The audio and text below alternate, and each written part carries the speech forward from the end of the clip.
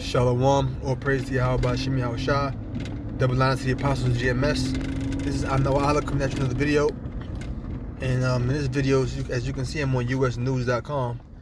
And it says, right under the picture, it says, weapons are distributed to members of the National Guard outside the U.S. Capitol on Wednesday in Washington. It says, National Guard at Capitol authorized to use lethal force in the aftermath of mob. It says the dramatic escalation in authorities granted to the 20,000 guard troops stationed in D.C. is only the latest response to last week's massive security failure. By Paul D. Schenkman, senior writer, National Security. It says on January 14th, 2021, 11:33 a.m. So it says the 20,000 National Guard troops preparing for pro-Trump demonstration this weekend in the nation's capital will be armed and permitted to use lethal force. So these National Guard troops, they're armed and they're permitted. I mean, they're given permission to use lethal force. The headquarters overseeing them says, marking a strike. I believe the Army Secretary is I think his name is Ryan McCarthy. It says the headquarters overseeing them says, marking a striking escalation in the way authorities there are preparing to repeat violence after last week's deadly mob. Talking about the riot or the invading or at the U.S. Capitol by those Trump supporters, which I believe they were people that were in had to be a setup, you know, or it could have been some people that are set up by the government and some people that's actually out there on their own volition, their own wishes, without the influence of the government, because those could have been undercover CIA or FBI agents, you know, people that was paid to riot or paid to do what it was that they did, and some of them could have been people that out there that actually went out there on their own. You know, on January 12th, 2021, National Guardsmen were given authorization to be armed in support of the U.S. Capitol Police to protect the U.S. Capitol and individual members of Congress and their staff, according to a statement from the D.C. National Guard, which is commanding guard forces in the city, including units deployed from 6 other states to provide security for President-elect Joe Biden's inauguration next week. So this is all about promoting security for the inauguration. Now this is an old article. Now some may say, well, wait a minute, brother, hold on. The inauguration already happened, what was that, 2 days ago? This is an old article, brother. What's the relevance of this? Well, the relevance of the article is just to show you how the United States government is blatantly putting out there in the open that they're actually arming National Guard troops, and they're allowing these National Guard troops, they're permitting these National Guard troops to use lethal force. So what this goes is showing you that the current social climate of this American society. That's the purpose of me bringing this article, to show you the current social climate of this society, that they're arming law enforcement, they're arming troops, and putting it out there and saying that they can actually use lethal force, because you know the scriptures speak about that. We're gonna get into that. It says a defense official confirmed the authorization includes the authorization includes permission for guard troops to use lethal force. The request came from federal authorities and was approved by Army Secretary Ryan McCarthy, who oversees D.C. Guard deployments, since the district is not a state, indicating it was not a request from the local government.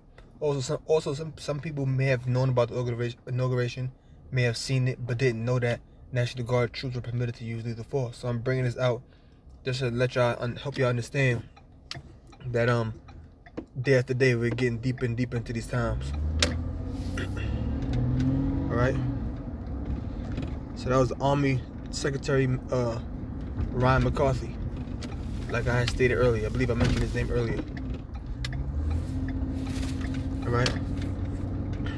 It says the guard forces there to date have performed an unarmed support role. See, to date the guard forces have performed an unarmed support role, such as directing traffic and logistical support to free up more civilian law enforcement officers to help protect the Capitol and other sensitive sites in D.C.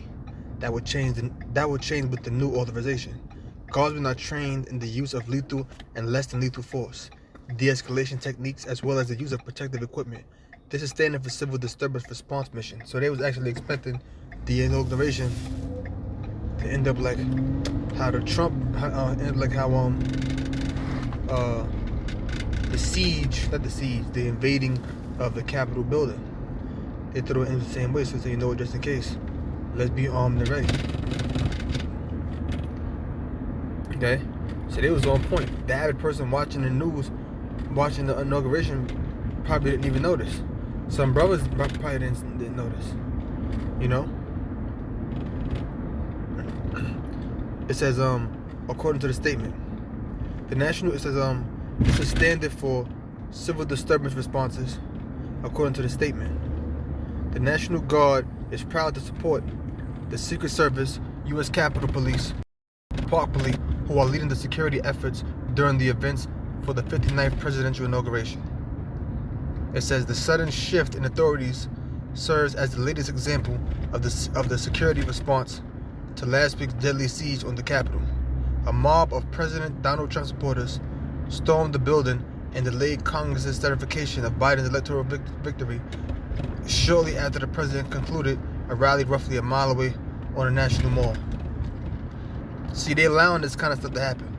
They allowed that siege and in the Capitol to happen because they want to be able to bring forth a police state. In other words, they want to be able to bring forth a government where you have military watching closely over the people. A state where you're always being where you're always under surveillance. That's what they want to create. And they're approaching every time they give you media coverage of United States citizens destroying property, and then saying, "Oh, we got to bring in the troops." They put these things out there in the media for people to see them, and then when you see them, guess what? You'll then agree. You know what? Maybe they should bring some troops out there. So now you becoming. So now you're actually accepting the idea of the United States government bringing the military to oversee the American people, to have tanks in your neighborhoods and AR-15s and other types of assault rifles, like the movie Red Dawn, along those lines. So people are agreeing with it. That's the whole point, to get you to actually accept it yourself.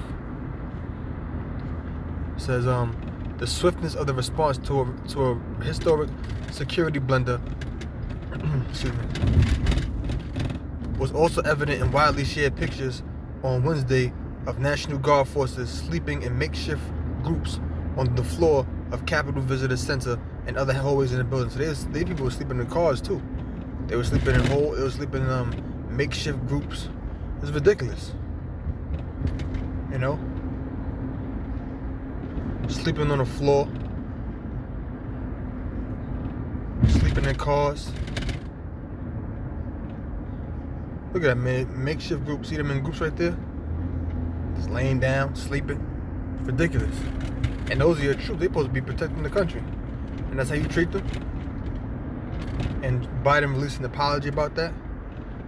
See? On forces sleeping in makeshift groups on the floor. National Guard forces sleeping in makeshift groups on the floor of the Capitol Visitors Center and other hallways in the building. The DC Guard says the forces were just resting and that the Capitol was not where they would be lodging. Nonetheless, the National Guard headquarters at the Pentagon also had to announce late Wednesday that it could not receive comfort items to the troops amid an outpouring of support from many well-meaning and thoughtful citizens. While we appreciate the many offers and people who care about our soldiers and airmen, we are not logistically able to accept donations of any kind, it said. Thank you for caring about your citizens, soldiers, and airmen.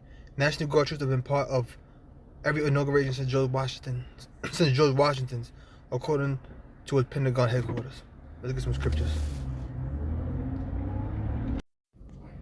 This is the book of the Apocrypha, 2nd Ezra, chapter 16, verse 72. It says 16 verse 71. 16 verse 70. 2nd Ezra 16 verse 70. For there should be in every place and in the next cities a great insurrection upon those that fear the Lord. So it's going to be a great insurrection upon those that fear the Lord. The word insurrection, what does that mean? Insurrection is an act or instance of revolting against civil authority or an established government. So it's going to be a great insurrection against them that fear the Lord. I mean, the time going to come, there's going to be a great insurrection, or great resistance, a great revolt against those that fear the Lord. In other words, those that fear the Lord, the Lord's elect, are going to be persecuted. Some of us are going to be put to death. Some of us are going to be put in concentration camps. Some of us are going to be tortured. These type of things are going to happen to us. Because why? We got to maintain our faith until the end. We're going to be tried. It's good to speak about that. All right? It's good to speak about being tried. We got to be found righteous in the eyes of the Lord. That no matter what type of tribulation comes our way, we maintain our faith. Remember, read about what the Apostle Paul went through. The Apostle Paul was shipwrecked. Remember that? He was scourged, or in other words, whipped. He was arrested. He was in prison. The Lord himself, Yahweh Shah, who the world intimately called Jesus Christ, whose name is Yahweh Shah in the Hebrew. Guess what? He was scourged, meaning whipped. He was crucified. And guess what? He maintained his faith until the end. All of those that believe in the Lord, no matter what kind of tribulation, no matter what kind of turmoil they went through, they always maintain their faith, no matter what. And guess what? That's how we're supposed to be, because we're coming in the stead of those men in this time. We're coming in their stead, meaning what? We're coming in their place. They eventually died, maintaining their faith, and then guess what? We're doing the same thing now. We're doing the same thing now. It says, they should be like mad men, sparing none, but still spoiling and destroying those that fear the Lord. And that's what's going to happen. They're going to be like mad men, sparing none, spoiling and destroying those that fear the Lord. And that's the time of Jacob's trouble. You got the children of Israel, so-called Negroes, Latinos, and Native Americans. Based upon your father's line, your father to his father, so on and so forth. We are the Israelites. And we're the ones that's going to be going through tribulation and affliction during the time of Jacob's trouble. Alright? And this is an example of how it's going to happen. They're going to arm the troops. It says they're going to be like mad men, sparing none. If they aren't going to spare anybody, that means what? Men, women, children, the sick, the elderly, the pregnant. Doesn't matter. They aren't going to spare anybody. Then who could be doing this? The government that we're in, the society that we're in. There's going to be a great insurrection upon them that fear the Lord. So those that fear the Lord, there's going to be a revolt against them. And that's talking about when these troops come in. They're the ones that want to bring the insurrection upon those that fear the Lord. Because those that rule this society, those that rule this world, so-called Jews, so-called white people who are Edomites, those so-called Jews, they know that the so-called Negroes, so-called African Americans, in other words, are the real Israelites according to the Bible. And you know that according to the Bible, the one in the world called Jesus Christ is a black man as well. And he's coming to save the Israelites. And they know when the Lord comes back, their society is going down. So they got to find any way to maintain their society. And they feel like if they kill off the children of Israel, they can kill off the elect. So when the Lord comes back, it won't be no one to deliver. That's why the Lord said what? If I don't come, it's not going to be flesh to be saved. Any flesh to be saved. Why? Because those that are supposed to be saved would all be dead. So obviously someone is seeking to take their lives, and the Lord got to come and save them. All right? I'm going to end it right there. I want to get more another scripture, but this video about 14 minutes. I'm not sure how much space I got left on my phone, so I'm going to close it here. So I thought I'm going to say, oh, praise thee, how about Shemel Shah, the blind state apostle GMS. All brothers learn something. Shalom.